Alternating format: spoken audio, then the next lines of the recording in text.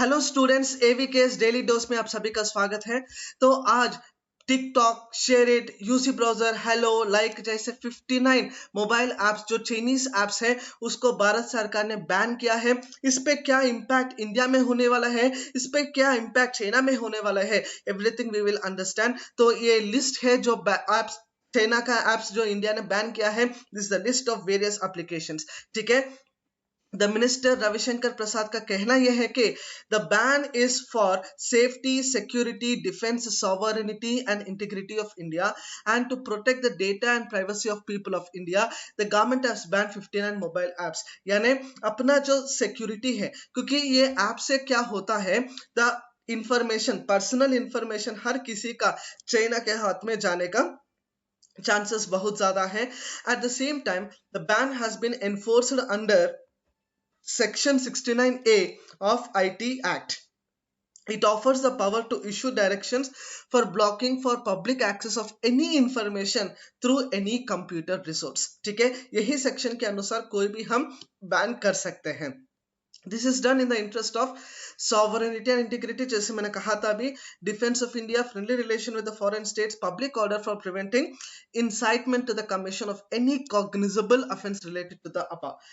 Okay, तो इसका impact क्या रहेगा? Some apps on ban list are very popular in India, especially TikTok, which has over 100 million active users in the country, mainly in the heartland. Now, social media platforms like Hello, Like, as well as video chat app Bigo Live are immensely popular among Indians who are not comfortable in English. These users will have to look for substitutes. यानी बहुत ज्यादा users almost addict हो चुके हैं इसी TikTok जैसा बहुत apps को। ठीक है, तो उनको कुछ और सब्स्टिट्यूट ढूंढना भी पड़ेगा। Almost Also, most of the platforms have Indian creators, for many of whom this is the only source of income. Many of these apps have offices and employees in India, and a few thousand jobs could be at stake, definitely. Okay, TikTok was banned in India on the order of Madras High Court for a few days last year, but it came back soon after the court vacated the ban. This action, however, is more sweeping, impacts more apps, and has been taken in a specific strategic and national security context.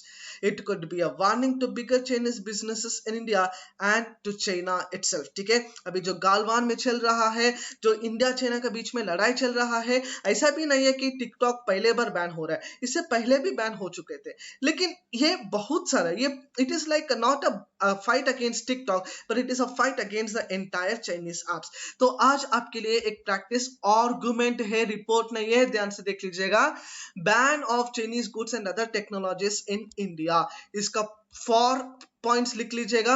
इसका against points भी आपको लिखना है, 5 points लिखना है for में और 5 point आपको लिखना है अगेंस्ट में। तो आपके लिए क्वेश्चन है MCQ for future officers.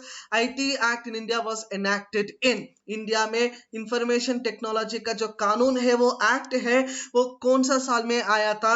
Option A 2000, B 2001, C 2001 and D 2004। Clear? In fact इसको सी को 2002 कर लीजिएगा, प्रिंटिंग मिस्टेक है। द 2001, 2000, 2001, 2002 और 2004, इसका क्या सही जवाब है आप नीचे कमेंट सेक्शन में डाल दीजिएगा। बहुत बहुत धन्यवाद।